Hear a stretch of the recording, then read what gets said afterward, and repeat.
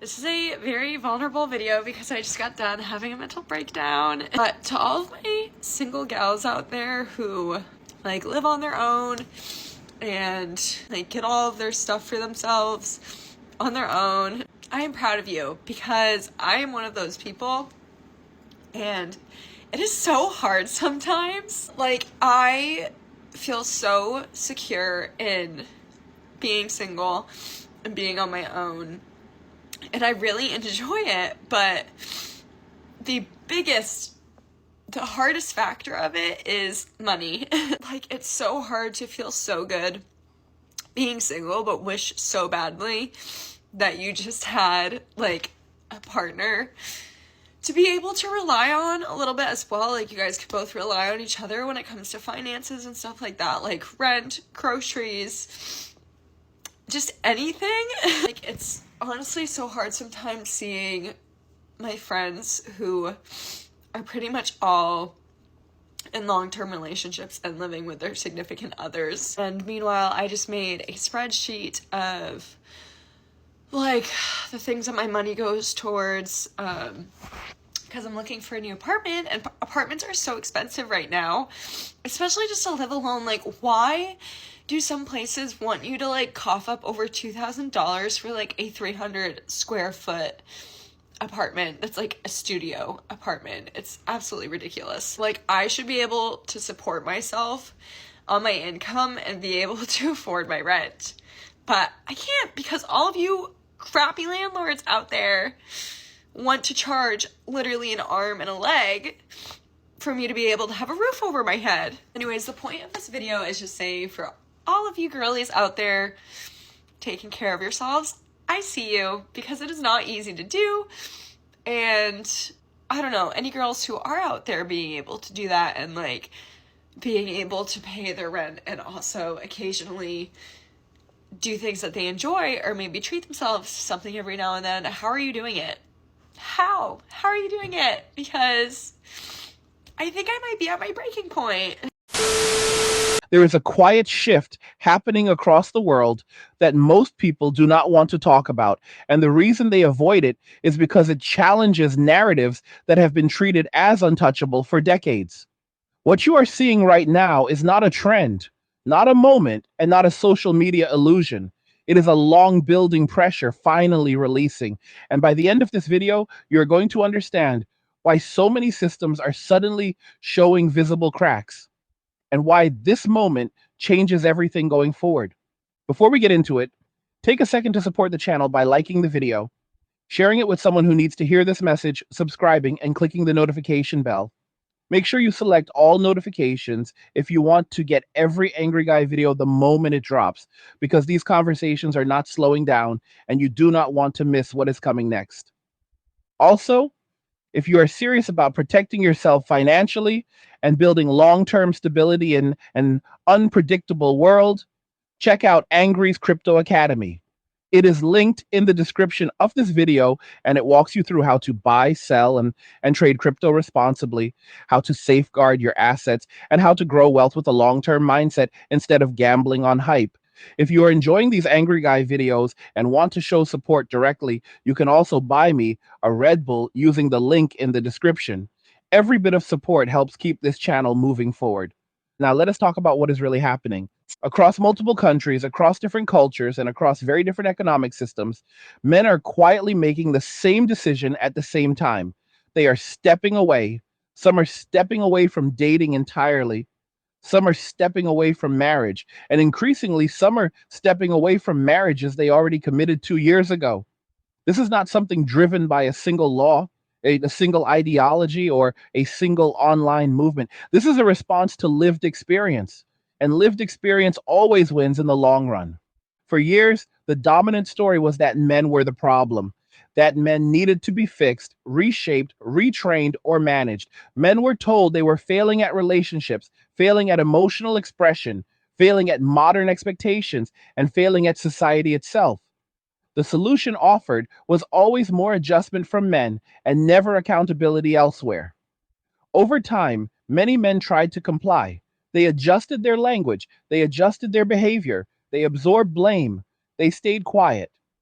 And then something important happened. They stopped believing that compliance would ever lead to stability, respect, or peace. And when dating became a space where risk consistently outweighed reward, men began opting out. When marriage became a contract where the consequences of failure were disproportionately severe, men began reconsidering participation. And when family structures no longer felt like partnerships, but like obligations enforced by threat of loss, men began leaving entirely. Not loudly, not dramatically, simply decisively. You have probably seen the short videos circulating online of people struggling with rising costs of living, higher rent, expensive food, and financial pressure. What often gets left out of those conversations is the missing variable. The absence of men from traditional social and economic roles is not accidental. It is not laziness.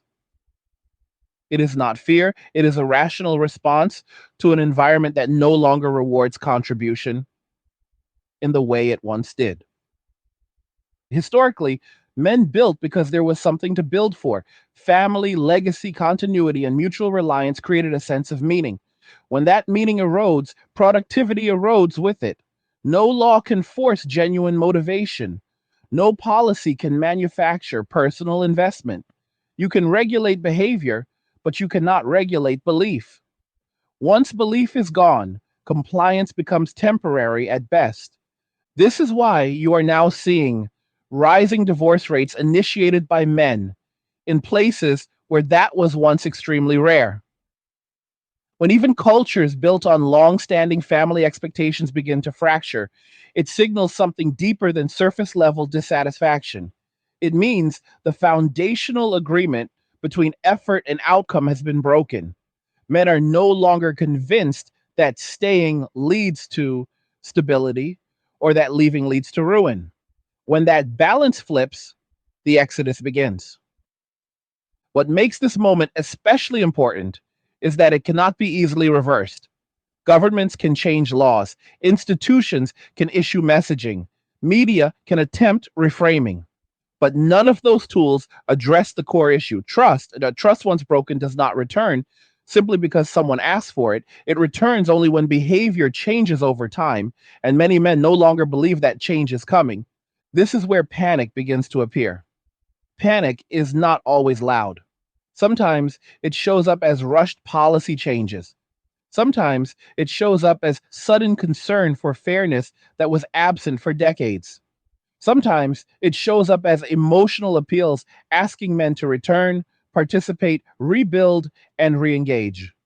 But here's the uncomfortable truth: you cannot shame someone into caring, you cannot guilt someone into commitment, and you cannot pressure someone into love. Many men today are choosing peace over participation. They are choosing predictable solitude over unpredictable sacrifice. They are choosing personal stability over institutional approval. And while critics rush to label this as selfishness, what they ignore is that most of these men already tried the alternative. They invested time, money, emotion, and effort. The withdrawal is not from laziness, it is from exhaustion. Marriage was once sold as a partnership.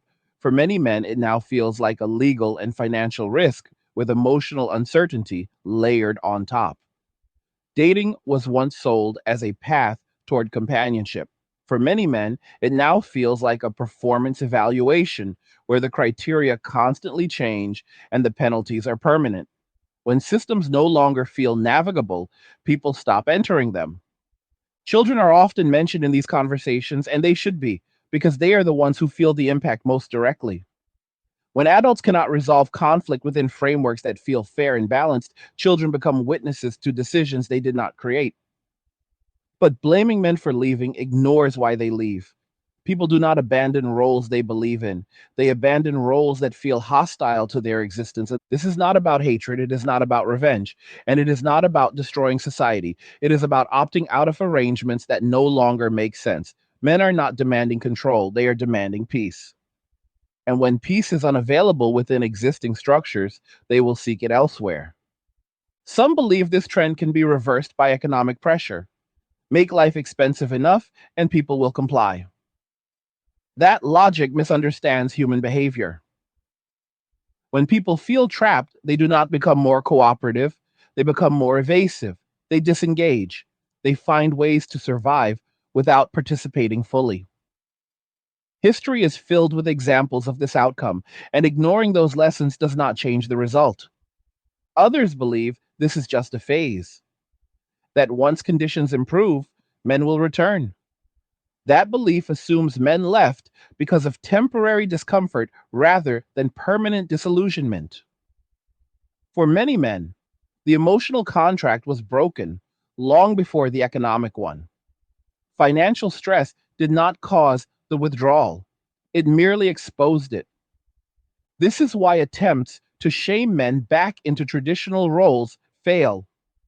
Telling someone they are needed does not matter if they feel unwanted. Telling someone they are responsible does not matter if they feel exploited. Telling someone they are selfish does not matter if self preservation is the only thing that has brought them stability. There is also a generational element here that cannot be ignored. Younger men watched older men struggle through systems that promised security and delivered instability. They saw effort met with criticism and loyalty met with disposability. When lessons are learned early, they shape behavior for decades. Many young men are making decisions based on observation rather than ideology. What you are witnessing now is not collapse, but recalibration. Systems built on assumptions that no longer hold are being stress tested in real time. Some will adapt, some will break, but none will remain unchanged. The question is not whether men will return to previous roles. The question is whether those roles will evolve enough to be worth returning to. Responsibility cannot exist without authority. Commitment cannot exist without trust. And contribution cannot exist without respect. These are not controversial statements. They are structural realities. When any one of these elements is removed, the entire framework weakens. For decades, conversations about relationships focused on outcomes without addressing incentives. Stability requires alignment. When alignment disappears, enforcement increases. And when enforcement increases, genuine engagement disappears. That is the cycle playing out now. Men who leave are often portrayed as abandoning something valuable, but value is subjective. If the cost consistently outweighs the benefit, withdrawal becomes logical. Tough times are here. The 9 to 5 is history, and the creator economy is taking over. Join Angry's Creator Academy to learn how to build a thriving online business from scratch with minimal investment. Ditch the daily grind and flourish while others falter. Plus, sign up now and get our online business blueprint free. The Academy is linked in the description below. Go check it out now. This does not mean men are anti family or anti relationship. It means they are pro sanity. No government can force desire, no institution can mandate fulfillment, and no cultural campaign can override personal experience. The only sustainable solution is balance, and balance requires honesty about what went wrong. This moment feels uncomfortable because it exposes truths that were buried under slogans for a long time. But discomfort is often the first sign of necessary change. Ignoring it only guarantees a harsher reckoning later. As we move forward in this discussion, the goal is not to attack, blame, or inflame. The goal is to understand. Because understanding is the only thing that allows adaptation. And adaptation is the only thing that prevents collapse. And this is not the end of relationships, families, or cooperation between men and women, but it is the end of pretending that the old scripts still work. New agreements will have to be written, and they will have to be grounded in reality rather than ideology.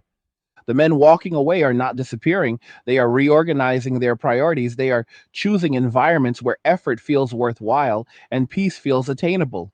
Whether society adjusts to that reality or resists it will determine what the next generation inherits. And this is only the beginning of the conversation. To really understand why this shift is accelerating, you have to look at what men are responding to, not what people claim they should be responding to. Human behavior follows incentives, not slogans. For a long time, men were told that if they worked hard, stayed loyal, and played by the rules, stability would follow. That promise no longer feels reliable to many men, and once a promise loses credibility, it loses power. The modern environment has trained men to expect loss as the default outcome: loss of time, loss of resources, loss of autonomy, and loss of reputation. When risk becomes constant and reward becomes uncertain, participation stops being rational. This is not unique to relationships. It is the same logic that applies in business, investment, and even warfare. You do not deploy resources into a system that consistently punishes contribution. What makes the situation different from past social shifts is the scale and speed. Information now moves, but instantly. Men do not have to learn lessons the hard way, one at a time. They watch outcomes play out publicly and adjust before making the same mistakes. When men see repeated examples of effort ending in regret, they recalibrate early. That does not make them bitter. It makes them adaptive. There is also a growing disconnect between what men are told relationships are supposed to provide and what they actually experience. Many men report that instead of partnership, they feel monitored. Instead of cooperation, they feel evaluated. Instead of appreciation, they feel tolerated until something better appears. Over time, this erodes the emotional foundation needed to sustain long term commitment. Commitment requires trust that sacrifice will be reciprocated. Without that trust, commitment feels reckless. Men are not avoiding responsibility because they fear it. They are avoiding responsibility because responsibility without authority or respect becomes liability. That distinction matters. A common response to this conversation is to say that men need to improve, evolve, or adapt to modern expectations. But adaptation is not one sided. Systems only function when all participants adjust. When adaptation is demanded from one group while accountability is avoided by another, imbalance grows, and imbalance always produces withdrawal. The word withdrawal is important here. This is not rebellion, it is retreat. Men are not storming institutions, they are leaving them quietly. They are not asking for permission, they are not negotiating terms, they are simply opting out. And that is what makes this so difficult to reverse. Opting out removes leverage. You cannot threaten someone who is already gone. You cannot shame someone who no longer seeks approval. You cannot pressure someone who has reduced their needs. This is why many of the usual tools used to correct behavior are failing. The audience they were designed for is no longer listening. This pattern is visible in dating statistics, marriage rates, and birth rates across multiple countries. When men disengage from forming families, demographic consequences follow. Those consequences are not moral judgments, they are mathematical realities. Fewer families mean fewer children. Fewer children mean aging populations. Aging populations mean increased strain on economic systems. These are not opinions, they are outcomes. Attempts to reverse this trend through messaging alone will not work. Encouraging men to return without addressing why they left is like inviting someone back into a building that is still on fire. Until conditions change, invitations will be ignored. Many men now prioritize autonomy above all else.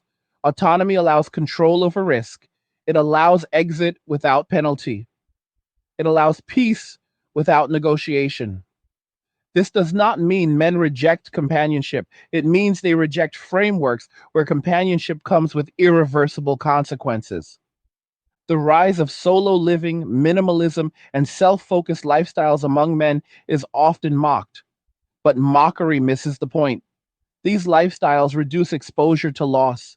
They simplify decision making. They provide stability in a chaotic environment. For many men, this is not a downgrade, it is an upgrade. There is also a psychological component that rarely gets discussed. When men feel consistently undervalued, they stop offering value, not out of spite, but out of realism. People invest where they feel seen. When visibility disappears, so does effort, and men are also increasingly aware that modern narratives often frame them as problems to be managed rather than partners to be respected. When someone feels prejudged, they disengage. Trust cannot grow in an environment of suspicion. One of the most telling signs of this shift is how men talk about peace. Peace used to be something men sought after success. Now it is something many seek before anything else. That change alone explains much of what we are seeing. Peace has become the primary metric for decision making. Peace means fewer obligations, fewer expectations, and fewer emotional negotiations. Peace means predictability. Peace means not constantly defending one's character or intentions. When peace becomes rare within relationships and abundant outside them, the choice becomes obvious. And this does not mean relationships are doomed. It means relationships that do not offer peace will struggle to survive. That is a hard truth, but it is not a cruel one. It simply reflects shifting priorities. Some argue that men leaving will create loneliness and regret. That may be true for some, but many men report the opposite. They describe relief, clarity, and emotional stability after stepping away from high conflict environments. When lived experience contradicts warnings, warnings lose credibility. There is also an economic reality that intersects with all of this. As financial independence becomes harder to achieve, men become more cautious about commitments that increase financial exposure. Inflation, housing costs, and job instability all amplify risk sensitivity. This is not fear, it is calculation. Historically, marriage provided economic efficiency. Shared costs, shared labor, and shared goals made sense. When relationships become financially asymmetric or legally unbalanced, that efficiency disappears. Men notice and they respond accordingly. Another factor is social reinforcement. So, in the past, men who struggled in relationships were often isolated. Now they find communities that validate their experiences and offer alternative paths. This does not radicalize men, it stabilizes them. Feeling understood reduces desperation. The term walking away is often misunderstood. It does not mean abandoning values. It means refusing to participate in systems that contradict those values. Many men still care deeply about integrity, responsibility, and fairness. They simply no longer see those qualities rewarded within traditional frameworks. When men are told that their concerns are invalid or rooted in insecurity, it reinforces the decision to disengage. Dismissal accelerates withdrawal. Listening slows it. Unfortunately, listening has been in short supply. There is also a growing recognition among men that love cannot be negotiated. You cannot bargain for affection. You cannot earn respect through sacrifice alone. And you cannot maintain attraction through obligation. These realizations reshape behavior. Many men now approach relationships with a mindset of optionality. If it adds value, it stays. If it adds stress, it goes. This is not cruelty, it is clarity, and clarity is often mistaken for coldness by those accustomed to unconditional tolerance. Tolerance without limits leads to burnout. Burnout leads to exit. That pattern repeats across industries, friendships, and families. Relationships are not exempt from human psychology. It is important to say this clearly. Men leaving does not mean women are evil or malicious. It means systems have drifted out of balance. Assigning moral blame does nothing to fix structural problems. Understanding incentives does. The longer imbalance persists, the more entrenched withdrawal becomes. Habits form, lifestyles solidify, re entry becomes less attractive. That is why early intervention matters and why denial is dangerous.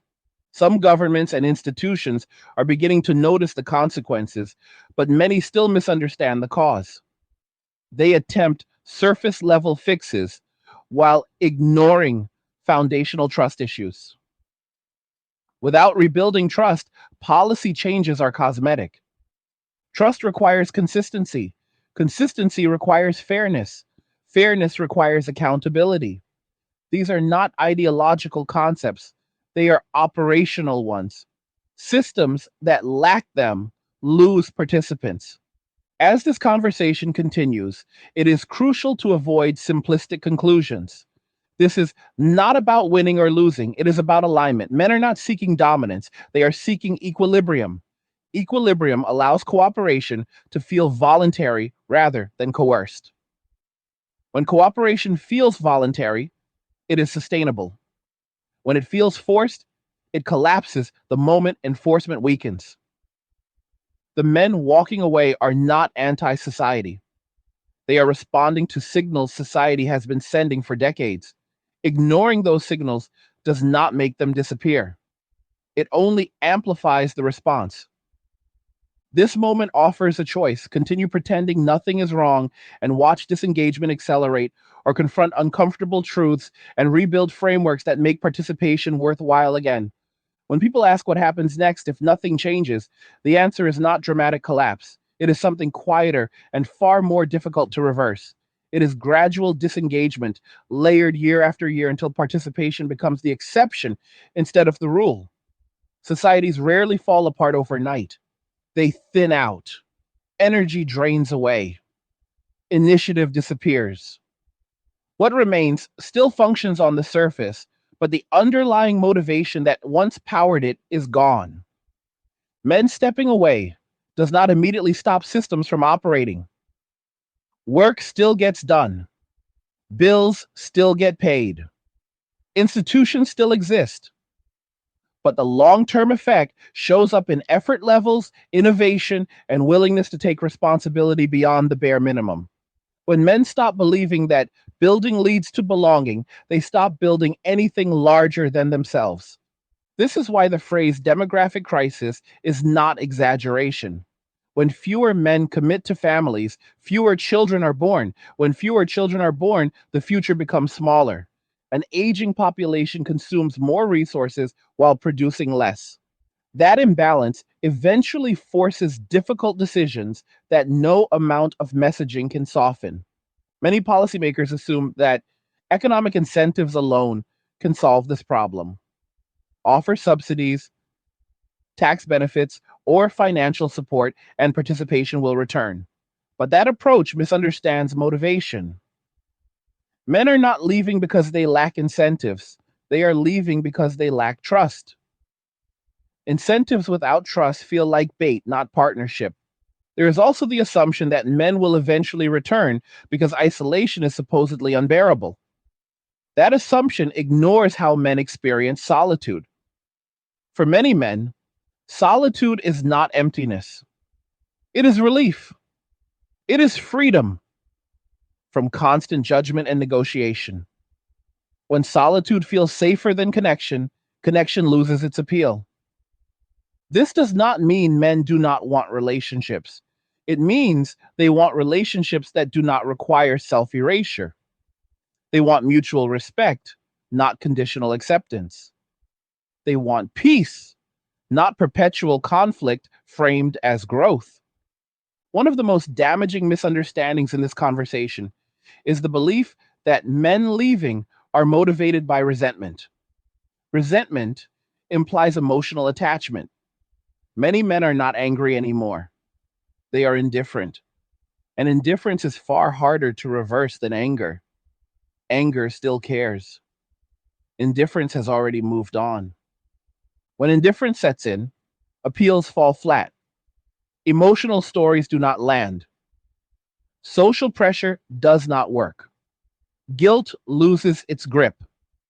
The person has already reorganized their life around a different set of priorities. You can see this in how men talk about the future. Instead of discussing marriage timelines or family plans, they talk about mobility, flexibility, and personal projects. They focus on skills, savings, and self reliance. These are not signs of immaturity, they are signs of adaptation. In many ways, men are reverting to a survival mindset. When environments feel unstable, people simplify. They reduce dependencies. They minimize risk. That is exactly what is happening now. Some critics argue that this shift harms women, others argue it harms society, but framing it as harm misses the underlying mechanism. People do not organize their lives around abstract outcomes, they organize around personal experience. If experience teaches that engagement leads to loss, withdrawal becomes self preservation. The most concerning aspect of this trend is how early it starts. Younger men are opting out before they ever opt in. They are not leaving marriages, they are avoiding them entirely.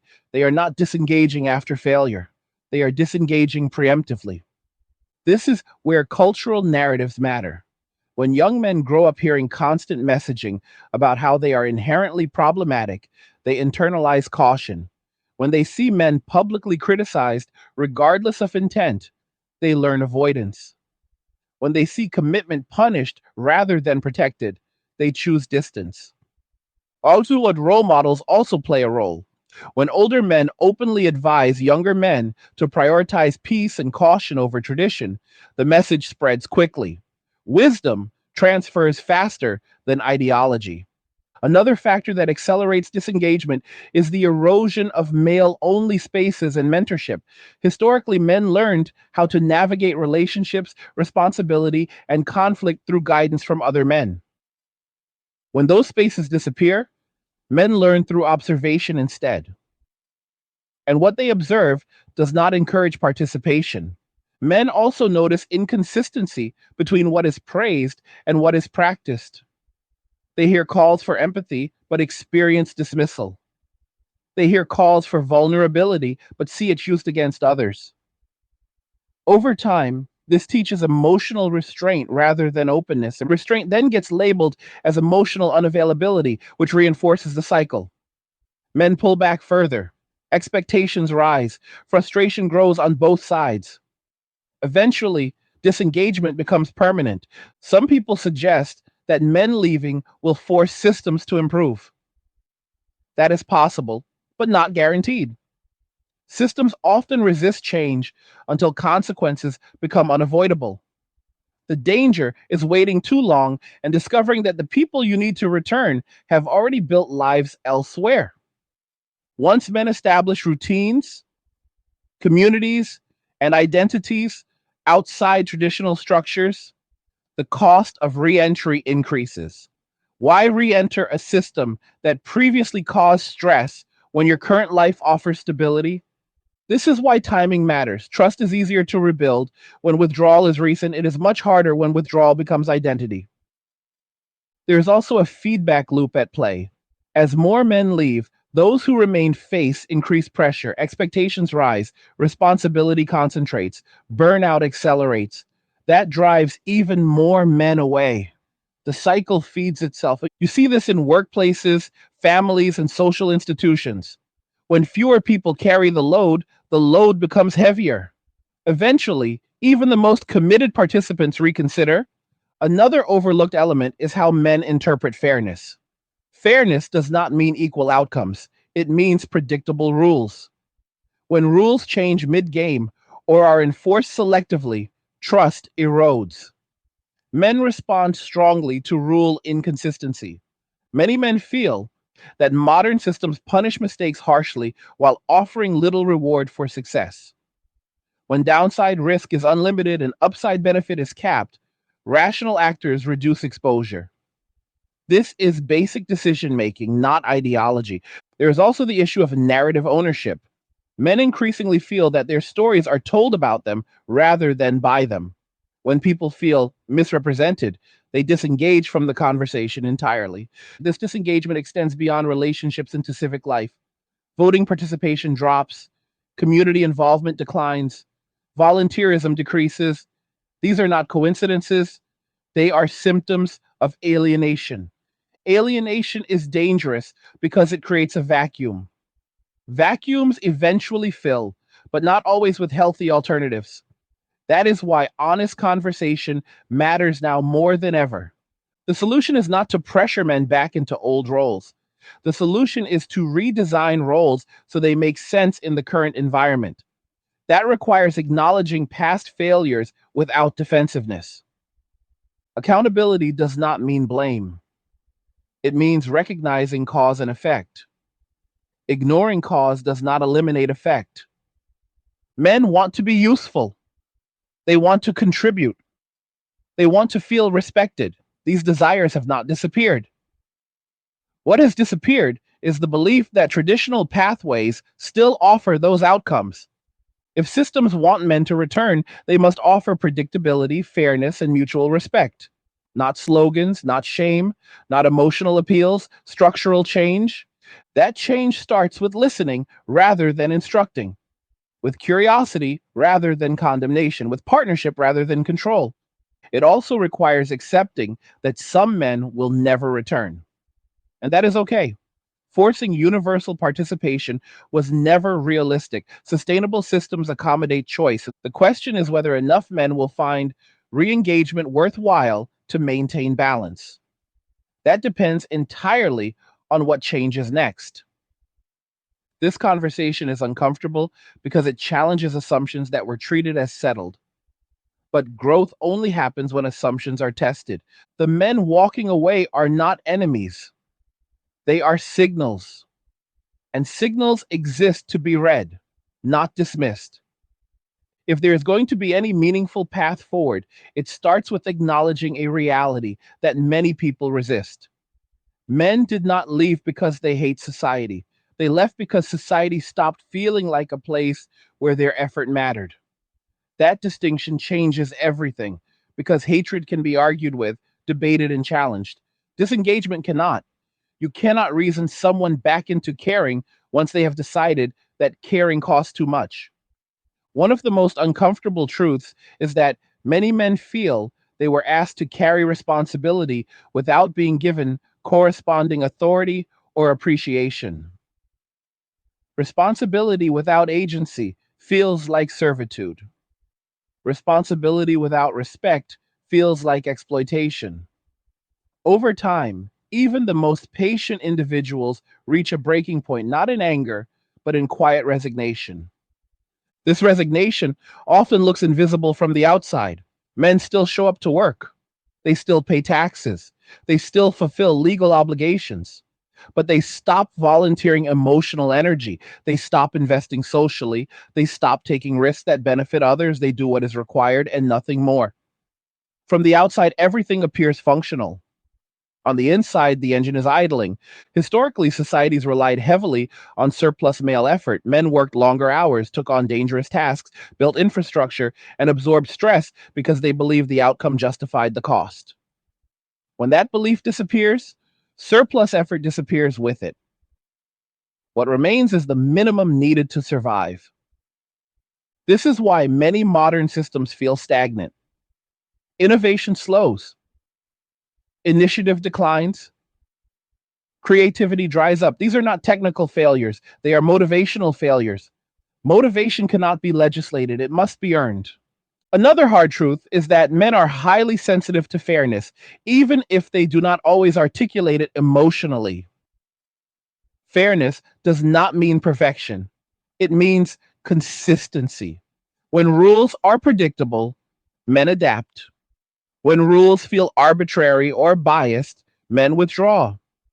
Many men now feel that they are judged not on their actions, but on assumptions about their identity. When identity becomes a liability rather than a neutral trait, people reduce exposure. They stop engaging in environments where they expect to be prejudged. This is why so many men now prefer transactional clarity over emotional ambiguity. Clear terms feel safer than implied expectations. Defined boundaries feel safer than shifting standards. Predictability becomes more valuable than potential reward. Some interpret this as emotional coldness, but it is actually emotional self defense. When vulnerability has historically led to loss, people protect it carefully. This is not unique to men, it is human behavior. Another aspect that accelerates disengagement is public narrative distortion. When men hear their experiences minimized or reframed to fit ideological goals, trust erodes further.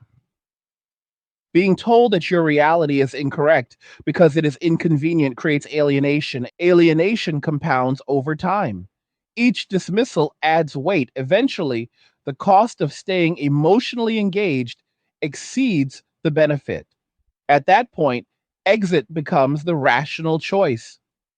There is also a generational divide that is widening rapidly. Older systems were built for a world where long term stability was realistic. Younger men are growing up in a world of volatility. Jobs are less secure. Housing is less accessible. Social norms change quickly. In unstable environments, long term commitments feel risky. Risk tolerance decreases when safety nets disappear. Many men feel they are expected to take risks without protection. That expectation alone drives withdrawal. The idea that men should simply endure because endurance is virtuous no longer resonates. Endurance without reward feels pointless. Sacrifice without recognition feels wasteful. These are not moral judgments, they are psychological realities. Some people argue that men need to redefine masculinity. In reality, masculinity is already being redefined, but not in the way critics expect.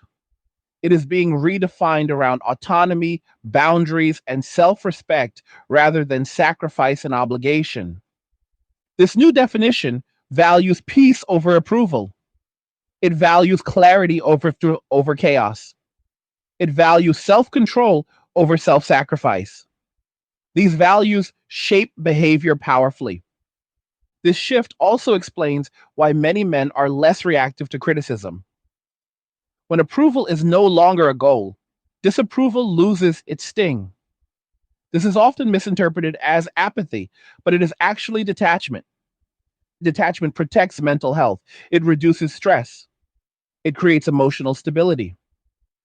Once men experience that stability, returning to high conflict environments becomes unattractive. This does not mean men reject intimacy. It means they are selective. Intimacy must feel safe, it must feel mutual, it must feel stable. Otherwise, solitude wins. There is a growing realization among men that loneliness is not the worst outcome. Chronic stress is worse. Constant anxiety is worse. Emotional volatility is worse. When given that comparison, many men choose solitude. Society often frames loneliness as failure, but loneliness can also be transitional. Many men use solitude to rebuild, reassess, and recalibrate. It becomes a period of growth rather than decay. This is why warnings about future regret often fail. Men are not imagining an empty future. They are building one that prioritizes stability.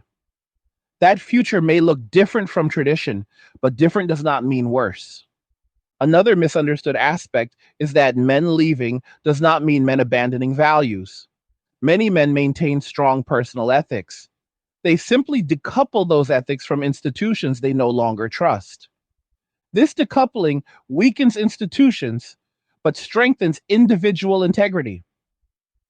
Men hold themselves accountable internally rather than relying on external validation.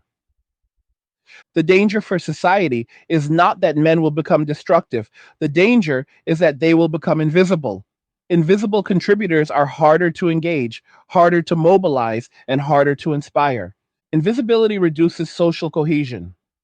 When people stop feeling seen, they stop seeing others. Community fragments quietly. Rebuilding cohesion requires restoring mutual recognition.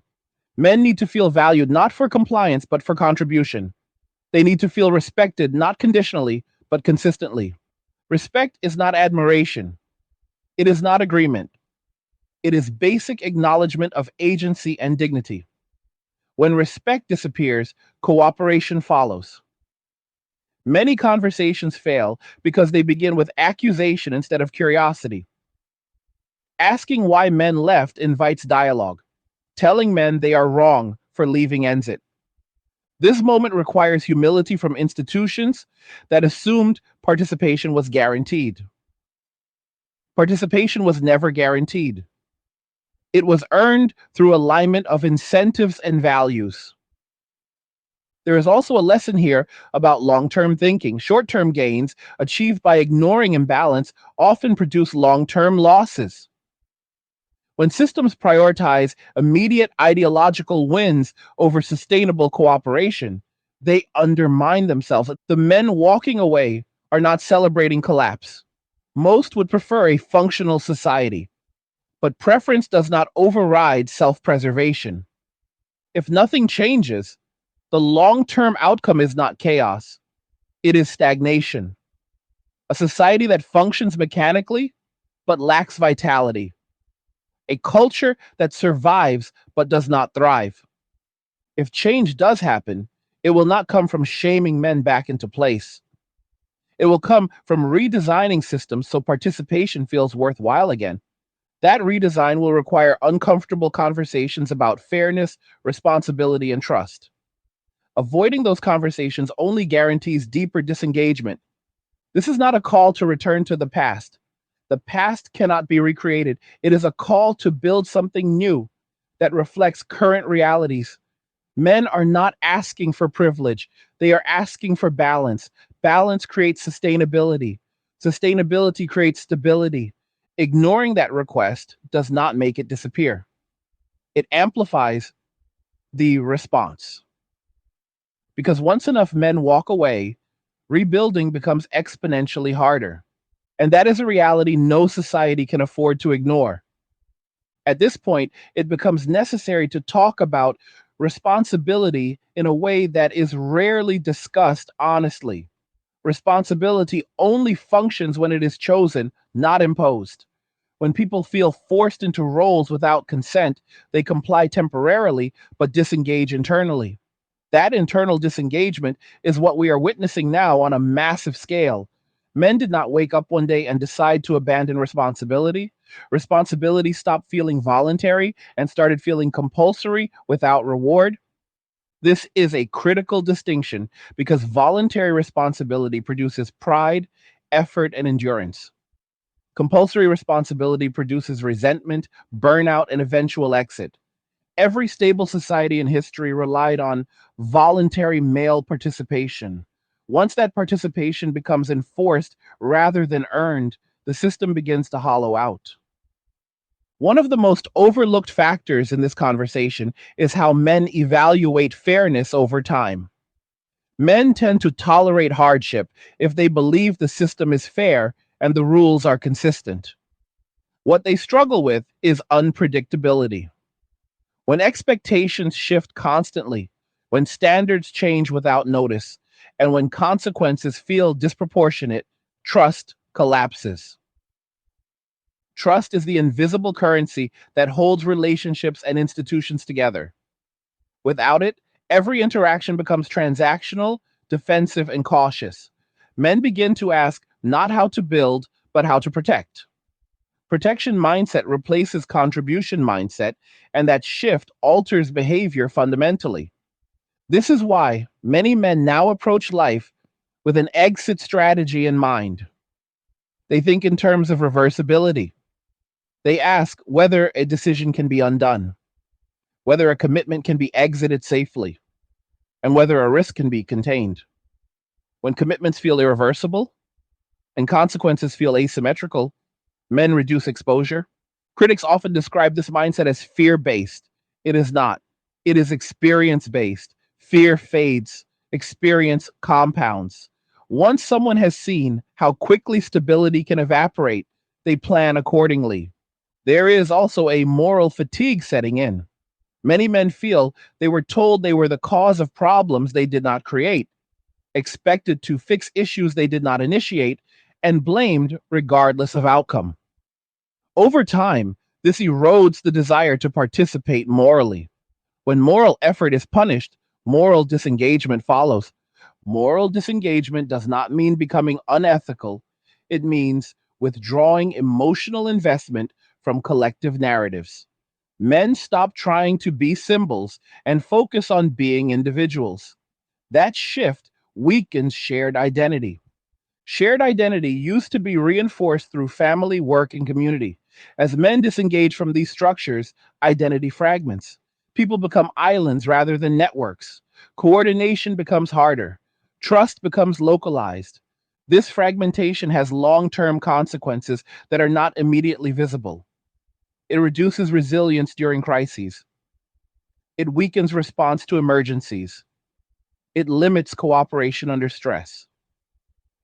These effects accumulate quietly. Another uncomfortable reality is that many men feel they are no longer allowed to fail safely. Failure is framed not as a learning experience, but as a character flaw. When failure carries permanent stigma, people avoid risk.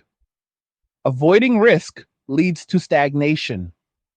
Innovation requires failure tolerance. Families require forgiveness. Communities require grace. When these elements disappear, participation becomes cautious and minimal. Men also observe how quickly narratives can turn against them.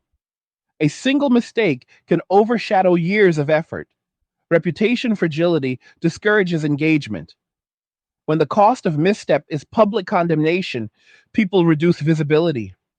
This explains why many men prefer anonymity. Anonymity reduces reputational risk. It allows freedom of movement without constant scrutiny. In a hyper visible culture, invisibility becomes valuable. Some interpret this as men hiding. In reality, they are opting out of surveillance. Constant evaluation exhausts people. Men are no exception. This exhaustion shows up in declining ambition, not because men lack ability, but because ambition now feels dangerous. Success attracts scrutiny. Scrutiny increases risk. Many men decide success is not worth the exposure. This creates a paradox where society demands contribution while punishing visibility. You cannot demand both without consequence. People respond by lowering profile and expectations. Another critical piece of this puzzle is how men experience empathy. Men are often expected to provide empathy without receiving it. Emotional labor becomes one directional. Over time, this imbalance drains motivation. Empathy is not infinite, it must be reciprocal. When men feel their emotional experiences are dismissed or minimized, they stop offering empathy themselves. Emotional withdrawal follows practical withdrawal. This dynamic damages relationships deeply. Intimacy cannot survive one sided emotional exchange. Without mutual understanding, connection collapses. Many men report that conversations about their concerns quickly turn into debates rather than listening sessions. Being debated instead of heard teaches people to stop speaking. Silence replaces dialogue. Silence is often misinterpreted as agreement or apathy. It is neither. It is a protective response. This silence spreads beyond personal relationships into public life. Men stop voicing concerns. They stop participating in discussions. They disengage from civic processes. This reduces feedback loops that systems need to function. Feedback loops allow correction. Without them, systems drift further out of alignment. Drift increases disengagement. The cycle accelerates. Some believe technology will compensate for this loss of human engagement.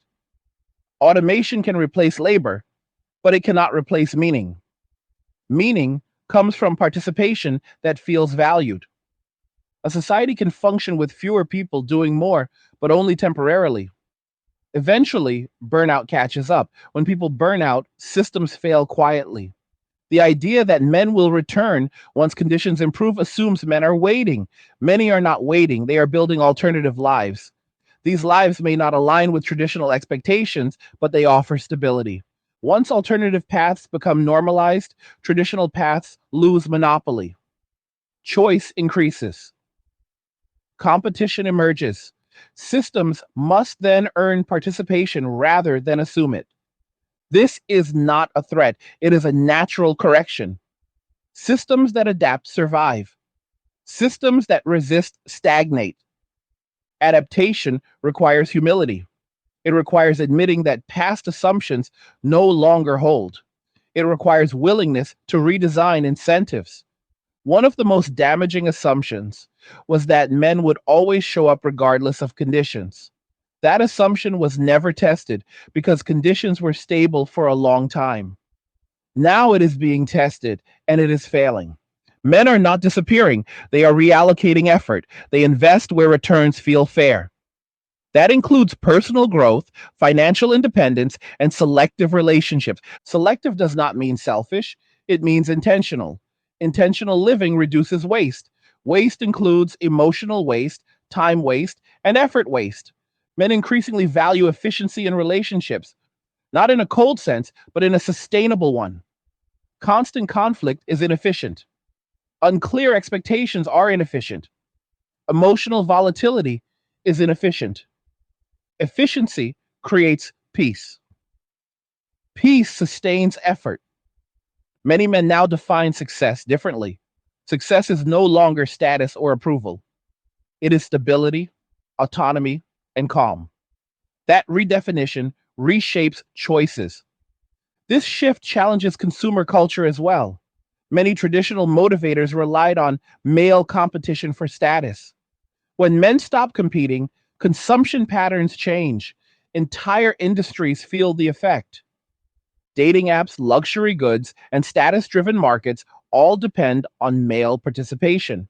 When men disengage, revenue declines. This creates secondary pressure that feeds back into cultural panic. Panic often produces poor decisions. Rushed policies, aggressive messaging, and moral pressure campaigns backfire. They confirm men's belief that systems are reactive rather than thoughtful. Thoughtful change takes time. It requires listening, not lecturing. It requires structural adjustment, not surface level fixes. Men are not asking for dominance, they are asking for dignity. Dignity allows people to participate without fear of humiliation. Humiliation is one of the fastest ways to destroy loyalty. People do not return to places where they felt humiliated. This is why mocking men who leave is counterproductive. Mockery reinforces the decision. It signals that empathy is absent. Empathy does not mean agreement, it means understanding motivation. Understanding motivation allows problem solving. Dismissal shuts it down. The future will not be decided by arguments, it will be decided by incentives. If participation offers peace, fairness, and respect, men will return. If it does not, they will continue building elsewhere. This is not an ideological battle, it is a practical one. People move toward environments that support their well being. Because while many men have walked away, not all bridges are burned. Some are simply waiting to see if the ground on the other side becomes solid again. And that decision will shape the future more than any slogan ever could. At this point, it becomes necessary to talk about responsibility in a way that is rarely discussed honestly. Responsibility only functions when it is chosen, not imposed. When people feel forced into roles without consent, they comply temporarily but disengage internally. That internal disengagement is what we are witnessing now on a massive scale. Men did not wake up one day and decide to abandon responsibility. Responsibility stopped feeling voluntary and started feeling compulsory without reward. This is a critical distinction because voluntary responsibility produces pride, effort, and endurance. Compulsory responsibility produces resentment, burnout, and eventual exit. Every stable society in history relied on voluntary male participation. Once that participation becomes enforced rather than earned, the system begins to hollow out. One of the most overlooked factors in this conversation is how men evaluate fairness over time. Men tend to tolerate hardship if they believe the system is fair and the rules are consistent. What they struggle with is unpredictability. When expectations shift constantly, when standards change without notice, and when consequences feel disproportionate, trust collapses. Trust is the invisible currency that holds relationships and institutions together. Without it, Every interaction becomes transactional, defensive, and cautious. Men begin to ask not how to build, but how to protect. Protection mindset replaces contribution mindset, and that shift alters behavior fundamentally. This is why many men now approach life with an exit strategy in mind. They think in terms of reversibility. They ask whether a decision can be undone, whether a commitment can be exited safely, and whether a risk can be contained. When commitments feel irreversible and consequences feel asymmetrical, men reduce exposure. Critics often describe this mindset as fear based. It is not, it is experience based. Fear fades, experience compounds. Once someone has seen how quickly stability can evaporate, they plan accordingly. There's also a moral fatigue setting in. Many men feel they were told they were the cause of problems they did not create, expected to fix issues they did not initiate, and blamed regardless of outcome. Over time, this erodes the desire to participate morally. When moral effort is punished, moral disengagement follows. Moral disengagement does not mean becoming unethical. It means withdrawing emotional investment from collective narratives. Men stop trying to be symbols and focus on being individuals. That shift weakens shared identity. Shared identity used to be reinforced through family, work, and community. As men disengage from these structures, identity fragments. People become islands rather than networks. Coordination becomes harder. Trust becomes localized. This fragmentation has long term consequences that are not immediately visible. It reduces resilience during crises, it weakens response to emergencies, it limits cooperation under stress. These effects accumulate quietly. Another uncomfortable reality is that many men feel they are no longer allowed to fail safely. Failure is framed not as a learning experience, but as a character flaw. When failure carries permanent stigma, people avoid risk. Avoiding risk leads to stagnation. Innovation requires failure tolerance. Families require forgiveness. Communities require grace. When these elements disappear, participation becomes cautious and minimal. Men also observe how quickly narratives can turn against them. A single mistake can overshadow years of effort. Reputation fragility discourages engagement. When the cost of misstep is public condemnation, people reduce visibility. This explains why many men prefer anonymity. Anonymity reduces reputational risk. It allows freedom of movement without constant scrutiny. In a hypervisible culture, invisibility becomes valuable. Some interpret this as men hiding. In reality, they are opting out of surveillance. Constant evaluation exhausts people. Men are no exception. This exhaustion shows up in declining ambition, not because men lack ability, but because ambition now feels dangerous. Success attracts scrutiny. Scrutiny increases risk. Many men decide success is not worth the exposure. This creates a paradox where society demands contribution while punishing visibility.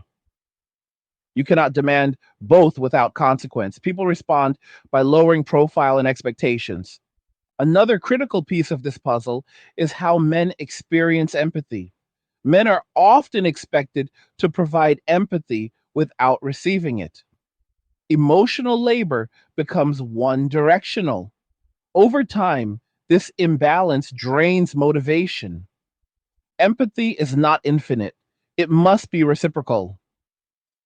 When men feel their emotional experiences are dismissed or minimized, they stop offering empathy themselves. Emotional withdrawal follows practical withdrawal. This dynamic damages relationships deeply. Intimacy cannot survive one sided emotional exchange. Without mutual understanding, connection collapses. Many men report that conversations about their concerns quickly turn into debates rather than listening sessions. Being debated instead of heard teaches people to stop speaking. Silence replaces dialogue. Silence is often misinterpreted as agreement or apathy. It is neither. It is a protective response. This silence spreads beyond personal relationships into public life. Men stop voicing concerns. They stop participating in discussions. They disengage from civic processes. This reduces feedback loops that systems need to function. Feedback loops allow correction. Without them, systems drift further out of alignment. Drift increases disengagement. The cycle accelerates. Some believe technology will compensate for this loss of human engagement. Automation can replace labor, but it cannot replace meaning. Meaning comes from participation that feels valued. A society can function with fewer people doing more, but only temporarily. Eventually, burnout catches up. When people burn out, systems fail quietly. The idea that men will return once conditions improve assumes men are waiting. Many are not waiting. They are building alternative lives. These lives may not align with traditional expectations, but they offer stability. Once alternative paths become normalized, traditional paths lose monopoly. Choice increases. Competition emerges. Systems must then earn participation rather than assume it. This is not a threat, it is a natural correction. Systems that adapt survive. Systems that resist stagnate. Adaptation requires humility. It requires admitting that past assumptions no longer hold. It requires willingness to redesign incentives. One of the most damaging assumptions was that men would always show up regardless of conditions. That assumption was never tested because conditions were stable for a long time. Now it is being tested and it is failing. Men are not disappearing, they are reallocating effort. They invest where returns feel fair. That includes personal growth, financial independence, and selective relationships. Selective does not mean selfish, it means intentional. Intentional living reduces waste. Waste includes emotional waste, time waste, and effort waste. Men increasingly value efficiency in relationships, not in a cold sense, but in a sustainable one. Constant conflict is inefficient. Unclear expectations are inefficient. Emotional volatility is inefficient. Efficiency creates peace. Peace sustains effort. Many men now define success differently. Success is no longer status or approval. It is stability, autonomy, and calm. That redefinition reshapes choices. This shift challenges consumer culture as well. Many traditional motivators relied on male competition for status. When men stop competing, consumption patterns change. Entire industries feel the effect. Dating apps, luxury goods, and status driven markets all depend on male participation. When men disengage, revenue declines. This creates secondary pressure that feeds back into cultural panic. Panic often produces poor decisions. Rushed policies, aggressive messaging, and moral pressure campaigns backfire. They confirm men's belief that systems are reactive rather than thoughtful. Thoughtful change takes time. It requires listening, not lecturing. It requires structural adjustment, not surface level fixes. Men are not asking for dominance, they are asking for dignity. Dignity allows people to participate without fear of humiliation. Humiliation is one of the fastest ways to destroy loyalty. People do not return to places where they felt humiliated. This is why mocking men who leave is counterproductive. Mockery reinforces the decision. It signals that empathy is absent. Empathy does not mean agreement, it means understanding motivation. Understanding motivation allows problem solving. Dismissal shuts it down. The future will not be decided by arguments, it will be decided by incentives. If participation offers peace, fairness, and respect, men will return. If it does not, they will continue building elsewhere. This is not an ideological battle, it is a practical one. People move toward environments that support their well being.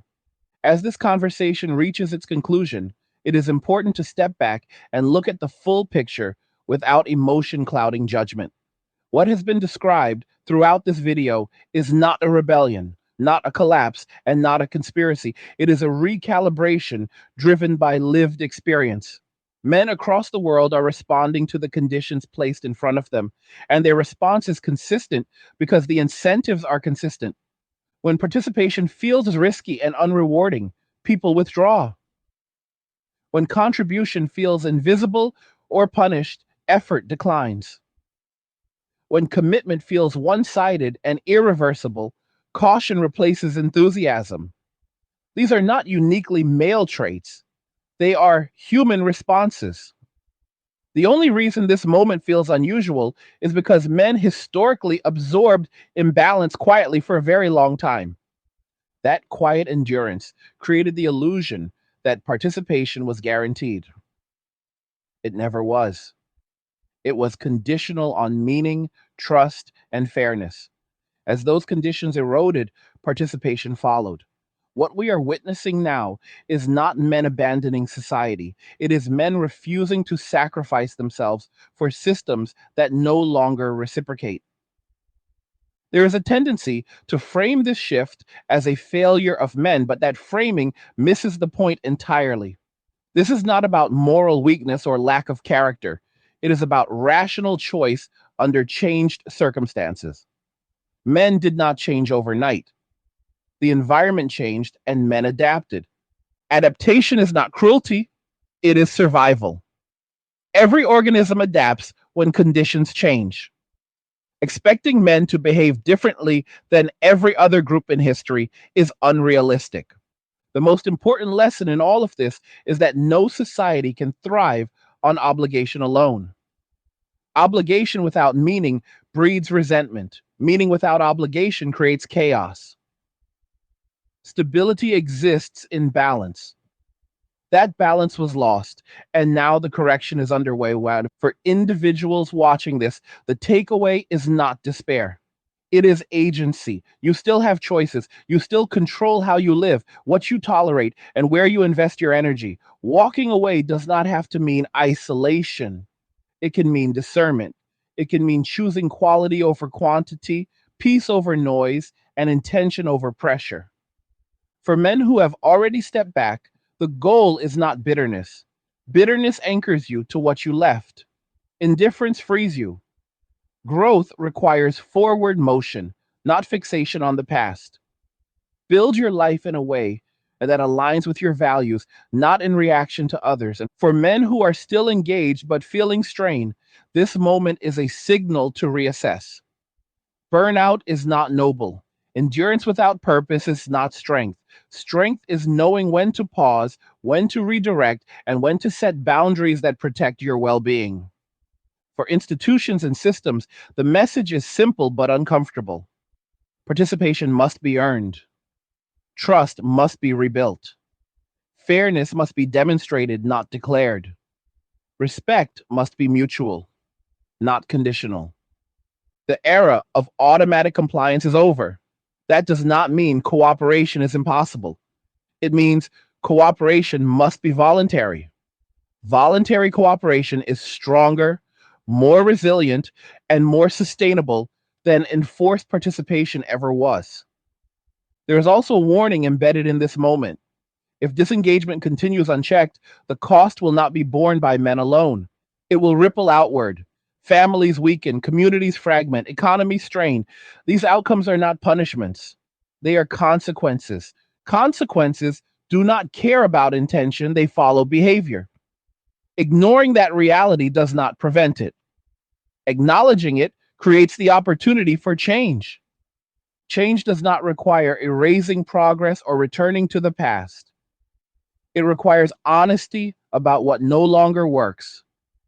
It requires courage to admit mistakes without assigning blame. It requires humility to listen rather than lecture. The men walking away are not enemies, they are messengers. They are signaling that something fundamental has broken.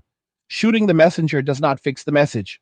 This moment could become a turning point if handled wisely. Systems could evolve.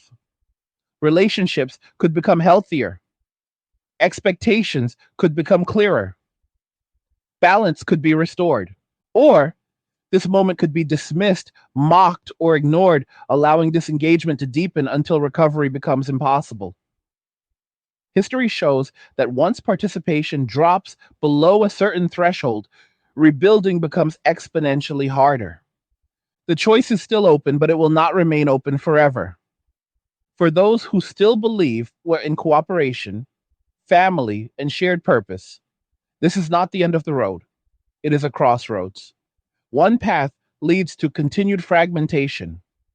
The other leads to renewal through balance. Renewal will not come from force. It will come from fairness. It will not come from guilt. It will come from respect. It will not come from slogans. It will come from lived experience improving over time. Men will not be shamed back into society. They will not be pressured back into commitment. They will only return where peace, dignity, and agency exist. That truth may be uncomfortable, but it is also hopeful because it means solutions are possible. They are simply harder than denial. As individuals, the best path forward is to live deliberately. Choose peace. Choose clarity. Choose responsibility that you own rather than responsibility imposed on you. Build a life that does not depend on validation from systems that do not serve you. As a society, the path forward requires humility. It requires listening to men without immediately reframing their experiences. It requires acknowledging that balance was lost and must be rebuilt intentionally. This conversation is not about blame. It is about reality. Reality does not respond to outrage. It responds to adjustment. The men walking away are not disappearing into nothing. They are creating alternatives. Those alternatives will shape the future, whether institutions acknowledge them or not.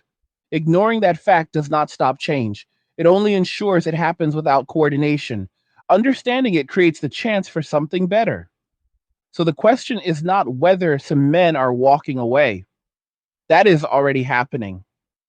The real question is whether society chooses to understand why, and whether it adapts before the cost becomes irreversible. Because at the end of the day, no government can force meaning, no law can mandate purpose, and no culture can survive indefinitely without voluntary participation. Men will always fight hardest for what they believe in. When belief disappears, effort follows it out the door. The future will belong to systems that restore belief through fairness, dignity, and respect. Everything else will continue to hollow out quietly. And with that said, I want to hear from you. What did you think about what was discussed in this video? Do you agree with the direction things are heading? Have you noticed these changes in your own life or in the lives of people around you? Leave a comment and share your thoughts because these conversations matter and they shape what comes next. Like the video if you like it. Don't forget to subscribe. And if you like the video, share the video. And just remember that all roads lead to MWA, men walking away, and cheers. Nothing says you care like crypto. Nothing can compare. Nothing says you care like crypto. Oh, nothing can compare to crypto.